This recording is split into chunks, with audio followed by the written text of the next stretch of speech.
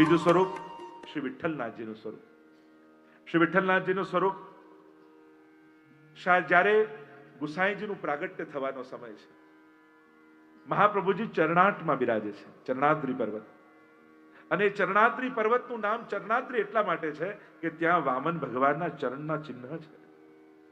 અને આપોષ મધ્યાને નવમે શ્રીનાથજી અક્કાજી ઉર ઉપન્યો આનંદ અને નવમી તિથિ આવી છે, પોષ મધ્યાહનનો સમય છે. ત્યાં એક બટુક નામનો સંન્યાસી રહેતો. ઠાકોરજી એનું સ્વરૂપ, એની પાસે આ વિઠ્ઠલનાથજીનું સ્વરૂપ હતું. શ્રીનાથજીની પાસે વિઠ્ઠલનાથજીનું મંદિર છે ને, એ સ્વરૂપની ચર્ચા થઈ રહી છે. એની પાસે આ વિઠ્ઠલનાથજીનું સ્વરૂપ. અને આ સ્વરૂપે આજ્ઞા કરી કે હમણાં ને હમણાં તું મને મહાપ્રભુજીને ત્યાં પધરાવી આવો. અને આ બટુક સંન્યાસી વિઠ્ઠલનાથજીનું સ્વરૂપ લઈ મહાપ્રભુજી પાસે આવ્યા. અને જ્યાં ગોદમાં આપ્યું વિઠ્ઠલનાથજીનું સ્વરૂપ, એટલામાં એક દાસી દોડતી દોડતી આવીને વધાઈ આપી, મહારાજ આપને વધાઈ છે, આપને ત્યાં લાલનનું પ્રાગટ્ય થયું છે. અને જ્યાં સમાચાર ગોદમાં આવતા જ મળ્યા ત્યારે મહાપ્રભુજી બોલ્યા, મારે ત્યાં તો ઠાકોરજી બે સ્વરૂપે પધાર્યા, એક વિઠ્ઠલનાથજી રૂપે સેવા લેવા માટે અને એક બાલક સ્વરૂપે સેવા કરવા માટે. અને આ વિઠ્ઠલનાથજીનું સ્વરૂપ મારે ત્યાં આ ક્ષણે પધાર્યું, એટલે મારા બાલકનું નામ હું શ્રી વિઠ્ઠલનાથ રાખું છું. અને એટલા માટે આ વિઠ્ઠલનાથજીના સ્વરૂપને કારણે ગુસાઈજીનું નામ વિઠ્ઠલનાથજી છે.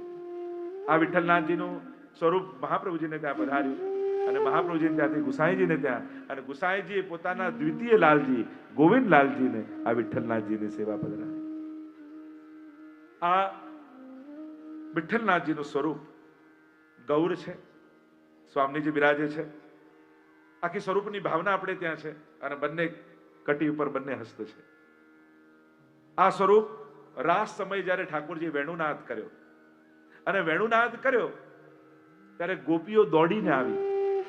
અને જ્યાં વેણુનાદ કરતા કરતા પ્રભુએ વેણુનાદ બંધ કરીને નેત્રો ખોલ્યા, અનેક ગોપીજનોને જોયા, ત્યારે કમર પર હાથ રાખી ઠાકોરજી આશ્ચર્યથી જોઈ રહ્યા છે, અરે તમે અહીંયા ક્યાંથી આવ્યા? આ જે લીલા છે લઘુરાસ પૂર્વની પ્રશ્નોત્તરીની ગોપીજનો સાથે જે સંવાદ થઈ રહ્યો છે, અને ત્યારે ઠાકોરજી સ્વાગતંબો મહાભાગા પ્રિયમ કિમ કરવાણી વ્રજસ્યા નામયમ કશ્ચિત વૃતાગમન કારણમ. અરે શા માટે આવ્યા છો? અહીંયા આવવાનું કારણ શું? એમ આશ્ચર્યથી ગોપીઓ સામે જોઈ રહ્યા છે. એ લીલાનું સ્વરૂપ એ વિઠ્ઠલનાથજીનું સ્વરૂપ છે. અથવા બીજો એક ભાવ પણ બતાવ્યો કે રાસ કરતા કરતા ગોપીઓના મનમાં મદ આવ્યો, પ્રભુ અમને વશ થયા, ત્યારે ઠાકોરજી આશ્ચર્યથી જોઈ રહ્યા છે કમર પર હાથ રાખીને, અરે હું આટલી કૃપા કરું છું છતાંય એમના હૃદયમાં મદ આવ્યો છે. તાસામ તત સૌભગમદમ વિક્ષમાનં ચ કેશવ પ્રશમાય પ્રસાદાય તત્રૈવાંતરધીયત. અને પ્રભુ પછી અંતર ધ્યાન થઈ ગયા. એ લીલાનું સ્વરૂપ એ આ વિઠ્ઠલનાથજીનું સ્વરૂપ છે. બોલો વિઠ્ઠલનાથ કી જય. શ્રીજી શ્રી નવનીત પ્રિયા સુખકારીજી સમરો શ્રી મથુરાનાથ કુંજ બિહારીજી શ્રી વિઠ્ઠલેશ્વરાય શ્રી દ્વારકેશ્વરાય ગિરધારી. ત્રીજું સ્વરૂપ શ્રી દ્વારિકાધીશ. અતિ પ્રાચીન સ્વરૂપ છે. બ્રહ્માજી દ્વારા એમની સેવા થયેલી છે. અને અમરીશ રાજા ભાગવતમાં જેનું વર્ણન આવે છે, એમણે આ દ્વારકાધીશની સેવા કરેલી છે, જેમણે કાકરલીમાં બિરાજે છે. અને એ કરતા કરતા નારાયણ દરજીને ત્યાં બિરાજમાન થયા. મહાપ્રભુજીની આજ્ઞાથી દામોદાસ સંભલવારા ના માથે દ્વારકાધીશનું સ્વરૂપ બિરાજે. કેટલા પ્રસંગો દામોદાસ સંભલવારાની વાર્તામાં આવે. જુદા જુદા પાત્રોમાં ભોગ ધરીને ભાવના કરતા, અનેક પ્રકારથી લાલ લડાવ્યા ઠાકોરજીને. આ દ્વારકાધીશનું સ્વરૂપ એ નિકુંજ લીલાનું સ્વરૂપ છે. એમના સ્વામીજી શ્રી યમુનાજી છે. આ લીલાના સ્વરૂપની ભાવના એવી બતાવવામાં આવી, સ્વામીજી નિકુંજમાં બિરાજ્યા છે. અને નિકુંજમાં બિરાજ્યા છે, ઠાકોરજી ધીમે રહીને પાછળથી આવ્યા, ચાર ભુજાઓ પ્રગટ કરી. બે ભુજાથી સ્વામીજીના નેત્રો બંધ કર્યા, અને બીજી બે ભુજા પ્રગટાવી અધર પર વેણુ ધરી અને વેણુથી અવાજ કર્યો, કોહમ કોહમ, બતાવો હું કોણ છું, હું કોણ છું. એવા વેણુથી સ્વર ભર્યા. સ્વામીજી કહ્યું, આપ તો મારા નાથ દ્વારિકાધીશ છો. અને આ આંખ મિચોલી લીલાનું સ્વરૂપ, આ નિકુંજની લીલાનું સ્વરૂપ એ શ્રી દ્વારિકાધીશનું સ્વરૂપ છે. દ્વારિકાધીશના સ્વરૂપમાં ચતુર્ભુજ રૂપે દ્વારિકાધીશ પ્રભુ બિરાજે છે. આ દ્વારિકાધીશ એટલે દ્વારિકા લીલાના દ્વારકાધીશ નહીં.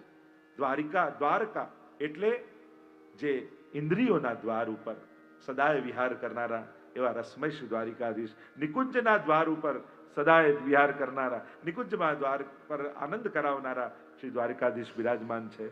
પુષ્ટિ માર્ગમાં મથુરાધીશ હોય કે દ્વારિકાધીશ હોય, આ બધા સ્વરૂપો છે, પણ એ મથુરા લીલા કે દ્વારિકા લીલાના નથી, છે બ્રજ લીલાના. અને એટલા માટે આ દ્વારિકાધીશનું આ દિવ્ય શંખ ચક્ર ગદા પદ્મ સ્વરૂપ ધારણ કર્યું છે. દામોદર સંભલવાળાએ ખૂબ લાલ લડાવ્યા.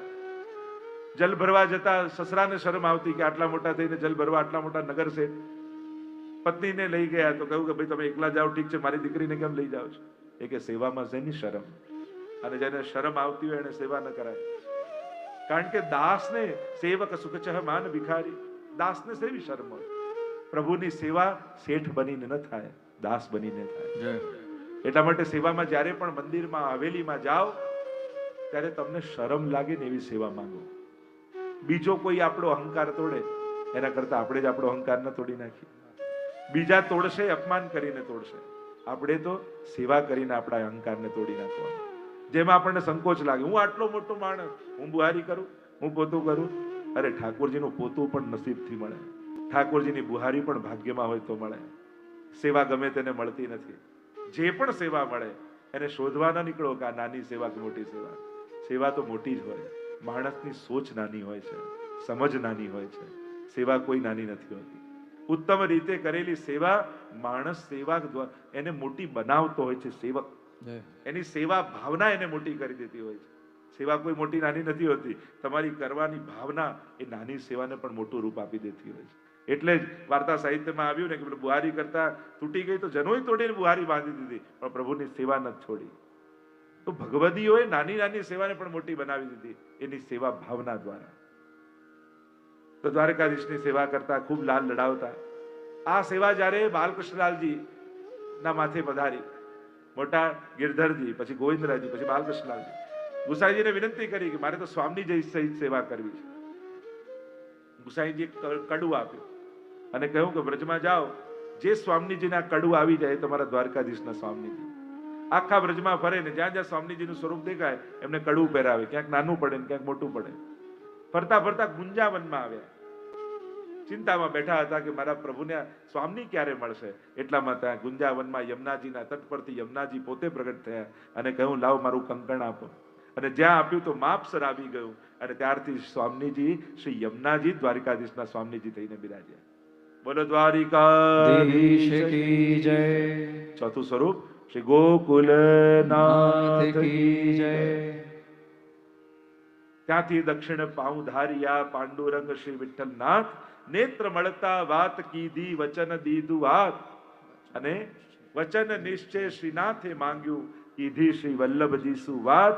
અમને તો ઈચ્છા એ છે જે હું નંદન તમે તાર. પાંડુરંગ પંડુ વિઠ્ઠલબાજીને ત્યાં પધાર્યા મહાપ્રભુજી. વિઠોબાજીએ કહ્યું કે આપ મને વચન આપો. શું વચન જોઈએ? આપ કહો આપીશ. હાથમાં હાથ મૂકીને વચન આપ્યું. શું? વિઠોબાજીએ માંગ્યું કે આપ ગૃહસ્થાશ્રમ ગ્રહણ કરો, મારે આપના ઘરે બાળક બનીને પ્રગટ થવું છે, પુત્ર બનીને પ્રગટ થવું છે. મહાપ્રભુજી પધાર્યા કાશી.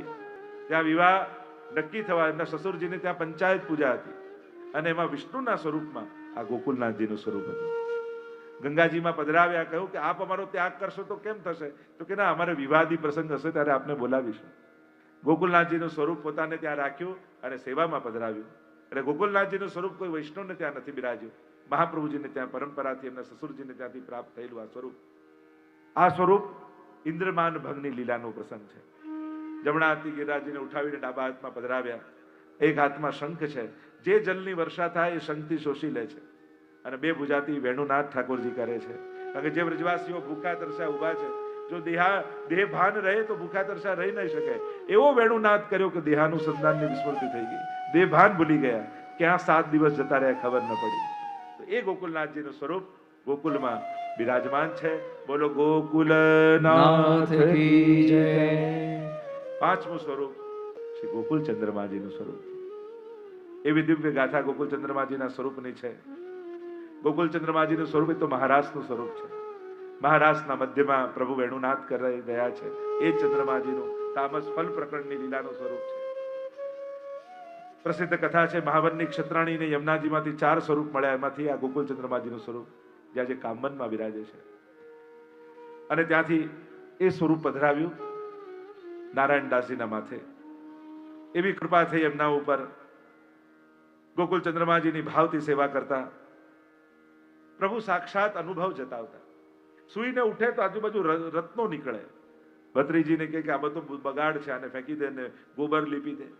કે જો મન ઠાકોરજીને છોડીને આમાં ગયું તો ભવના ફેરામાં પાછું પડવું પડશે. પ્રભુને કહેવા લાગે કે આ મારી પરીક્ષા કેમ કરો છો? શરીર કૃષ્ણ એકવાર ગરમ ખીર ધરી, એવું ને એમ ઠાકોરજીના હાથ બળી ગયા. આજે પણ ઠાકોરજીના આંગળીઓ લાલાશ પડતી છે. એવો પણ પ્રસંગ નારાયણદાસની વાર્તામાં આવે છે, ગરમ ખીર આરોગવાનો. શરીર કૃષ્ણ થયું, કહ્યું કે પ્રભુ હવે સેવા બને એમ નથી, આપ ગુસાઈજીના ઘરે પધારો. અને ત્યાંથી ગુસાઈજીને ત્યાં પધાર્યા. વાર્તા પ્રસંગમાં વર્ણન આવે છે. સાક્ષાત મહારાજનું સ્વરૂપ કહેવાય છે કે જ્યારે મહાપ્રભુજીને ચિંતા થઈ ગોવિંદ ઘાટ ગોકુલમાં, અને પવિત્ર એકાદશીની રાત્રિમાં જે સ્વરૂપ પ્રગટ થયું, આ ગોકુલ ચંદ્રમાજી સ્વરૂપે ઠાકોરજી પ્રગટ થયા. જેમને જોઈને મહાપ્રભુજી મધુરાષ્ટક ગાયું, એ આ ગોકુલ ચંદ્રમાજીનું સ્વરૂપ છે. બોલો ગોકુલ કે ચંદ કી જય. પંચમલાલજી રઘુનાથજીના માથે પધાર્યા, અને આજે પણ એ જ પરંપરાથી લાલ લડાવવામાં આવી રહ્યા છે. કામનમાં બિરાજમાન છે. છઠ્ઠું સ્વરૂપ શ્રી બાલકૃષ્ણલાલજીનું, જે સુરતમાં બિરાજે છે. અને સાથે સાથે મુકુંદરાયજી અને કલ્યાણરાયજીના પણ સ્વરૂપની ભાવના છે. આ બાલકૃષ્ણલાલજીનું સ્વરૂપ એ કર્ણવેદ કૂપમાંથી પ્રાપ્ત થયા, એનું પણ એક પ્રસંગ આવે છે. અને આ બાલકૃષ્ણલાલજી મહાપ્રભુજીના નિજ સેવામાં બિરાજ્યા, પરિક્રમા સમય સાથે રહ્યા, અને સુરતમાં બિરાજી સૌ પર કૃપા કરી રહ્યા છે. આ બાલકૃષ્ણલાલજીનું સ્વરૂપ હાથમાં લડ્ડુ છે. શકટભંજનની લીલાનું આ સ્વરૂપ માનવામાં આવે છે. ઠાકોરજી જ્યારે શકટભંજન કર્યું એ લીલાનું આ સ્વરૂપ છે. એ બાલકૃષ્ણલાલજીને વંદન કરીએ. બોલો બાલકૃષ્ણલાલ કી જય. એ જ રીતે કલ્યાણરાયજી અને મુકુંદરાયજી પણ મહાપ્રભુજીએ સેવ્યા, વૈષ્ણવના માથે બિરાજ્યા, અને ફરી મહાપ્રભુના ઘરે બિરાજમાન થયા. મુકુંદરાયજી કાશીમાં બિરાજે છે, કલ્યાણરાયજી વડોદરામાં બિરાજમાન છે. આગળ સાતમું સ્વરૂપ જે સપ્તમલાલજી ઘનશ્યામલાલજીના માથે બિરાજ્યા, એ મદન મોહનલાલજીનું સ્વરૂપ છે. મૂલ પુરુષ નારાયણ યજ્ઞ શ્રુતિ અવતાર ભય સર્વજ્ઞ શાખા તૈત્રીય ગોત્ર ભારદ્વાજ તૈલંગ કુલ ઉદ્દીત દ્વિજરાજ.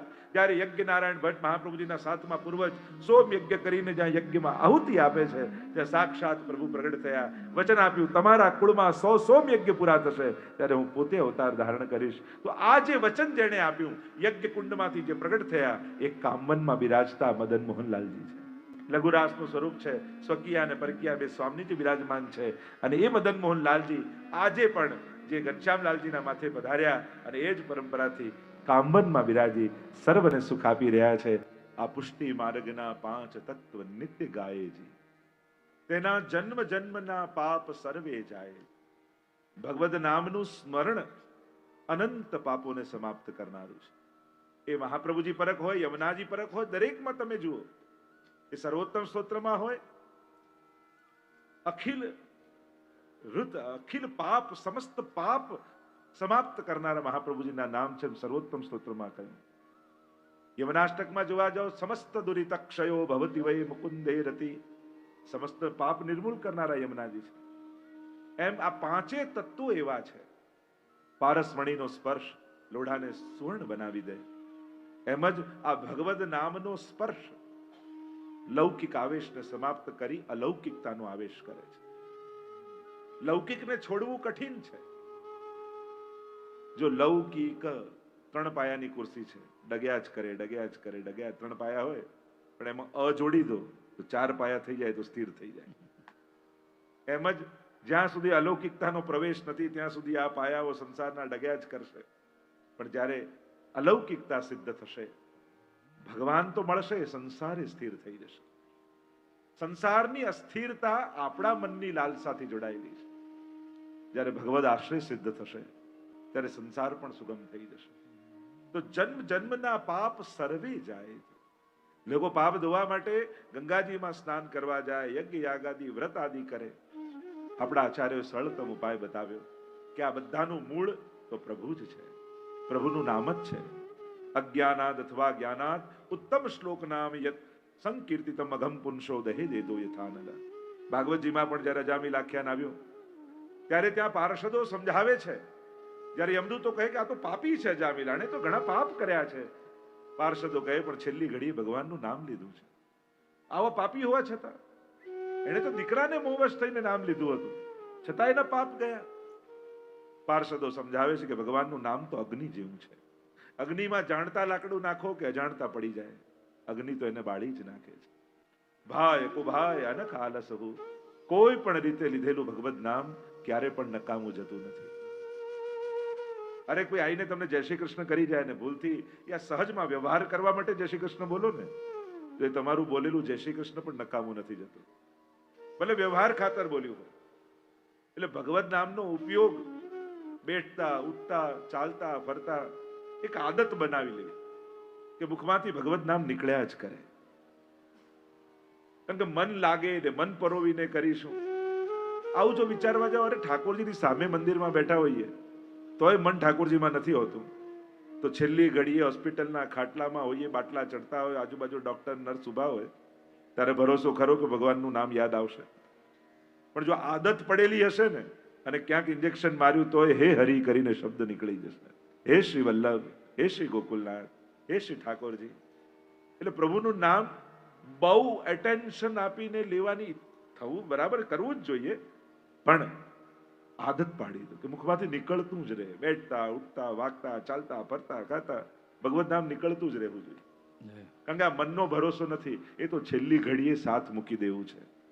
આપણે લાગશે પ્રભુમાં લાગશે લાગશે લાગશે, ક્યાંક છેલ્લી ઘડીએ એ કોઈ બીજે રસ્તે જતું રહ્યું તો, કોઈ બીજામાં જતું રહ્યું તો આપણો જન્મ મરણના ફેરાઓ આપણે તો ચક્કર વધી જાય. એટલે મનના ભરોસે પણ ભગવત નામ ન રાખો, એને આદત પાડી દો કે મુખમાંથી નીકળતું જ રહે ગમે તે પ્રસંગે. આદત ઘણા વડીલોને નથી હોતી, એમ ઊભા થાય તો હે શ્રી વલ્લભ, હે ઠાકોરજી, બેસે તો આ ઘૂંટણનો દુખાવો કામ લાગી જાય. બેસતા ઉઠતા ભગવત નામ તો નીકળે છે, ત્યારે આભાર માનું કે જો આ દુખે છે તો મુખમાંથી નામ નીકળે છે. જેને રડવું જ છે એના માટે 100 રસ્તા છે, પણ જેને આનંદમાં જ રહેવું છે એના માટે એક જ ચાવી છે, પ્રભુના નામનો આશ્રય. બાકી તો સંસારમાં રડવાના 100 રસ્તાઓ છે. જેને રડતા જ રહેવું છે એને તો ગમે તેટલા સારા સંજોગો મળે તો એ દુઃખ જ ગોતી લેવાનું છે. પણ જેને આત્મોદ્ધાર જ કરવો છે, જેને ભક્તિ જ કરવી છે, જેને ભગવાનના થઈને જીવવું છે, એને તો બસ એક ભગવત નામને પકડી રાખવું. કલયુગ કેવલ નામ આધાર. ભલે આકાશમાં પતંગ હોય પણ દોરી આપણા હાથમાં હોય ને આપણે શું કહીએ, પતંગ મારા હાથમાં છે, પતંગ તો આકાશમાં હોય છે, તો દોરી હાથમાં હોય તો પતંગ આપણા જ હાથમાં કહેવાય. એમ પ્રભુ ભલે ને ગોલોકમાં વિરાજતા હોય પણ એનું નામ આપણા હાથમાં છે ને, તો ઠાકોરજી આપણા હાથમાં જ કહેવાય. નામ એની દોરી છે, એના સ્વરૂપને પકડવાની. એ ડોરથી બંધાઈને દોડીને આવે છે. તો જન્મ જન્મના પાપ સર્વે જાય. શ્રીજી શ્રી નવનીત પ્રિયા સુખકારીજી, સમરો શ્રી મથુરાનાથ કુંજ બિહારીજી, શ્રી વિઠ્ઠલેશ્વરાય, શ્રી દ્વારકેશ્વરાય, શ્રી વિઠ્ઠલેશ્વરાય ગિરિધારીજી, શ્રી ગોકુલ ચંદ્રમાજી, શ્રી મદન મોહન પરવારીજી. એમ 7 એટલે નવનિધિ સ્વરૂપની ભાવનાનું દર્શન ગઈકાલે આપણે કર્યું. નિકુંજ નાયક શ્રીનાથજીથી પ્રારંભ કરી 7 સ્વરૂપ જે 7 લાલજીના માથે શ્રી ગુસાઈજી પ્રભુ ચરણે પધરાવ્યા, અને નવનીત પ્રિયાજી તો મહાપ્રભુજીના સેવ્ય સ્વરૂપ ગજ્જન ધાવનના માથે બિરાજેલા. આમ 7 સ્વરૂપની ભિન્ન ભિન્ન ભાવનાઓ છે. તો આ અષ્ટયામના સમયમાં એક એક સ્વરૂપની મુખ્ય સેવા છે. નવનીત પ્રિયાજીથી લઈને 7 સ્વરૂપ. આ અષ્ટ સખાઓ પણ એક એક એક એક સમયના કીર્તનની સેવા કરે છે. એમાં આપણી આખી અષ્ટયામની જે સેવા ભાવના છે એમાં અષ્ટ સ્વરૂપ, અષ્ટ સખા, આ બધાની અષ્ટ સખીઓ, આ બધાની ભાવના જોડાયેલી છે. રાસમાં દ્વે દ્વે ગોપી બીચ બીચ માધવ, 16 ગોપી ને 8 કૃષ્ણ. તેમાં પણ 8 સ્વરૂપો છે. નિકુંજ નાયક શ્રીનાથજી તો મધ્યમાં બિરાજે જ છે, અને 2 ગોપીઓ એટલે સ્વકિયા અને પરકિયા જે ભાવ આપણે ત્યાં કયા છે એ રીતે આખું રાસ મંડળ બને છે, એવો ભાવ આપણે ત્યાં આ સપ્ત સ્વરૂપ, અષ્ટ સ્વરૂપ અને નવનિધિનો છે. એમના સર્વના ચરણોમાં વંદન કરીએ. ગિરધરજીથી લઈ ઘનશ્યામ લાલજી સુધી જે 7 લાલજીઓ છે એમના સેવ્ય 7, એમના માથે બિરાજતા આ 7 સ્વરૂપો છે. શ્રી મહાપ્રભુજીએ ઘણા વૈષ્ણવના માથે પધરાવ્યા હતા. જો તમે લોકો એમ કહો કે વલ્લભકુલ અમારા માથે ઠાકોરજી પધરાયા, પણ ખરેખર મૂળમાં જોવા જાઓ ને તો આ બધા નિધિ સ્વરૂપો વૈષ્ણવોએ અમારા માથે પધરાવેલા છે. કારણ કે આ તો મહાપ્રભુજીએ તમારા માથે પધરાવ્યા હતા, વૈષ્ણવના 84-252 ના માથે હતા ને, અને એટલા માટે એ પાછા પધાર્યા ગુસાઈજીને ત્યાં, તો વલ્લભકુલને ત્યાં માથે બિરાજમાન થયા. એટલે વલ્લભકુલ અને વૈષ્ણવકુળ એટલા એકબીજાથી ઓતપ્રોતને જોડાયેલા છે કે એમને જુદા કરી શકાય એમ નથી. એકબીજા વગર અધૂરા છે એમ કહી શકાય, અથવા એકબીજાના પૂરક છે એ રીતે કહી શકાય. શ્રી વલ્લભ અને દમલાજીને કોણ જુદા કરીને જોઈ શકે? સ્વયં શ્રી મહાપ્રભુજી દમલાજી માટે કહે કે એમનો દેહ મારી આગળ ન છૂટે. દમલા ये मार्ग तेरे लिए प्रकट कियो है. આવા વચનો શ્રી મહાપ્રભુજી પોતે બોલતા હોય. અને જ્યારે ગુસાઈજી પૂછે કે શ્રી વલ્લભને શું કરીને જાણો છો, ત્યારે કહું જગન્નાથજીથી પણ અધિક કરીને મહાપ્રભુજીને જાણું છું. કેમ? તો કે દાન બડો કે દાતા. મોટું કોણ? દાન કે દાતા? કરોડોના ઢગલા પડ્યા પણ આપનારું જ કોઈ ન હોય તો જઈ શકે ધન? દાન પોતે ક્યાંય જઈ શકતું નથી. દાતા વગર એ અધૂરું છે, એ પાંગળું છે. દાતા આવે ત્યારે દાનની મહત્તા વધે છે, ત્યારે એની ગતિ થાય છે. એમ શ્રીજી એ તો દાન છે, પણ દાતા શ્રી વલ્લભ છે, શ્રી મહાપ્રભુજી છે. અને એટલા માટે આ બીજું તત્વ શ્રી વલ્લભ કુળને જાણે. બીજું તત્વ શ્રી વલ્લભ અને વલ્લભ કુલ.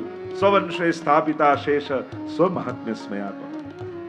ઘણી જગ્યાએ ગુરુ ગાદીનું મહત્વ હોય, ઘણી જગ્યાએ ગુરુ સ્થાનનું મહત્વ હોય, ઘણી જગ્યાએ ગુરુ ગ્રંથનું મહત્વ હોય. આપણે ત્યાં ગુરુ કુળનું મહત્વ છે. એટલે જ્યાં ગુરુ ત્યાં રહેવા જતા શું ગુરુકુલમાં ગયા છે. આપણે ત્યાં કોને ભજી દે? વલ્લભ કુલ, ગુરુકુલ. એમ તો સંકુલના રૂપે ને જોતા, પણ જુદી જુદી પરંપરાઓ આપણે ત્યાં બે પ્રકારની પરંપરાઓ હિન્દુ ધર્મમાં પ્રસિદ્ધ છે. એક ગુરુ શિષ્ય પરંપરા જે સંન્યાસી આદિઓમાં થાય. બે પ્રકારની ગુરુ પરંપરા આપણા ભારતીય દર્શનમાં છે. એક સંન્યાસની પરંપરા અને બીજી ગ્રહસ્થની પરંપરા. આ બંને પરંપરાઓ આપણે ત્યાં આચાર્ય પરંપરાઓમાં ચાલે છે. અને કેવલ આપણા વલ્લભ સંપ્રદાયમાં નહીં, અન્ય સંપ્રદાયોમાં પણ એ રીતે પારિવારિક પરંપરા યા કુળ પરંપરા આપણે ત્યાં માનવામાં આવે છે. તો જ્યાં સંન્યાસ પરંપરા આદિ છે ત્યાં ઉત્તમ શિષ્યને એ ગાદીમાં બેસાડવામાં આવે છે. અને જ્યાં ગ્રહસ્થ પરંપરા છે ત્યાં કુળને એનો જ વિસ્તાર માની વલ્લભ કુલ કે બાલક સભી સભી અગ્નિ સ્વરૂપ, છોટો બડો ન જાનીએ સભી અગ્નિ એક સ્વરૂપ. જેમ હરિરાયજી તો વારંવાર ત્યાં વલ્લભ સાખીમાં આપણને સમજાવે જ છે. સર્વોત્તમ સ્તોત્રમાં ગુસાઈજી પ્રભુ ચરણે પણ સ્વવંશે સ્થાપિતા શેષ સ્વ મહાત્મ્ય સ્મયાપહ. પોતાના વંશમાં સ્વનું મહાત્મ્ય મહાપ્રભુજીએ સ્થાપિત કરી અને એ જ ભાવ વૈષ્ણવને આપ્યો છે.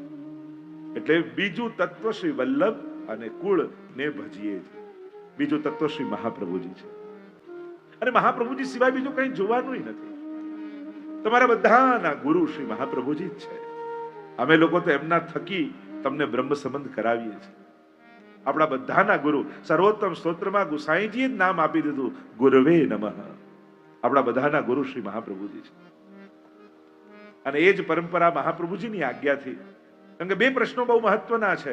એક પ્રશ્ન જ્યારે દમલાજી ગુસાઈજીને કરે છે કે તમે વલ્લભને શું કરીને જાણો છો, એ રીતે બીજો પ્રશ્ન મહાપ્રભુજી દમલાજીને કરે છે, તમે ગુસાઈજીને શું કરીને જાણો છો.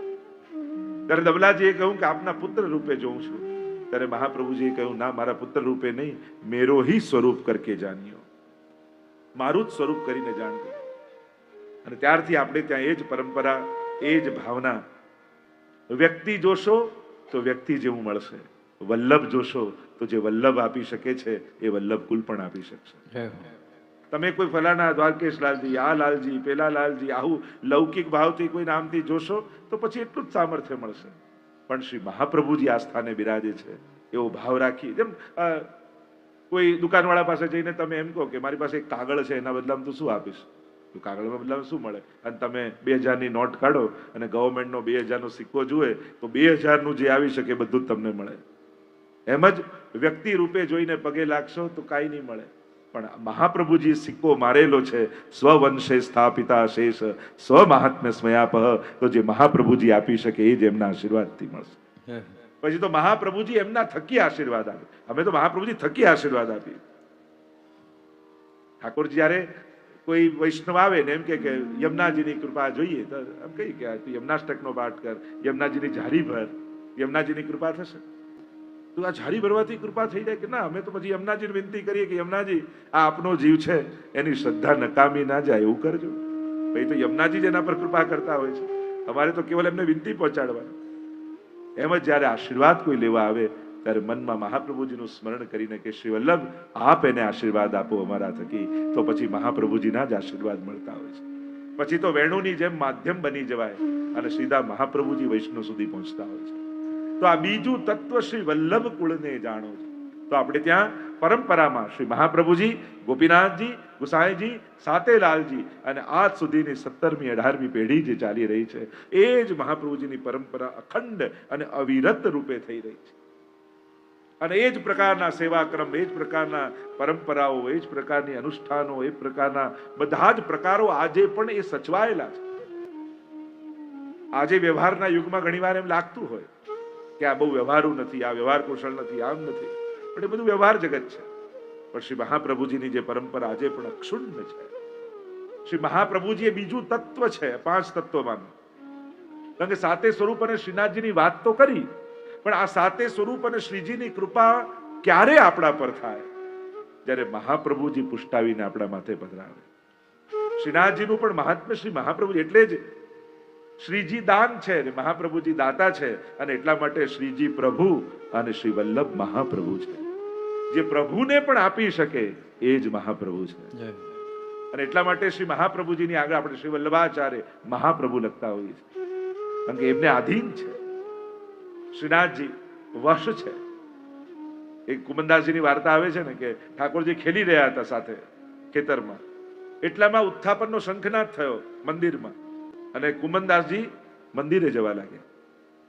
ઠાકોરજી પૂછે કે હું તારી સાથે રમું છું, મંદિરે કેમ જાય છે? ત્યારે કુમનદાસજી જવાબ આપ્યો કે પ્રભુ આપ તો કૃપાળુ છો અને સ્વતંત્ર અને નટખટ છો. હમણાં તો ખેલી રહ્યા છો અને હમણાં ઈચ્છા થશે તો 2 મિનિટમાં ભાગી જશો, પણ ત્યાં તો આપને મહાપ્રભુજીએ પધરાયા છે, એટલે ત્યાંથી આપ ક્યારે ભાગી ન શકો. કારણ કે ત્યાં મહાપ્રભુજીની કાની છે. એટલે જ દાન બડો કે દાતા એમ પૂછી અને દાતાની શ્રેષ્ઠતા સ્થાપી છે. તો આ મહાપ્રભુજીનું શું સ્વરૂપ છે? સૌંદર્યમ નિજ હૃદગતમ પ્રકટિતમ સ્ત્રીગૂઢ ભાવાત્મકમ પુનરૂપંચ પુનસ્તદંતરગતમ પ્રાવિ વિશદ સ્વપ્રિયે સંશ્લિષ્ટા ઉભયોર બભૌ રસમય કૃષ્ણો હિ યત સાક્ષિકમ રૂપમ તતત્રિતયાત્મકમ પરમભિધેયમ સદા વલ્લભમ. એ શ્રી મહાપ્રભુ ધેયમ સદા વલ્લભમ. કેવા વલ્લભને? રૂપમ તતત્રિતયાત્મકમ. ત્રિતયાત્મક સ્વરૂપ મહાપ્રભુજીનું.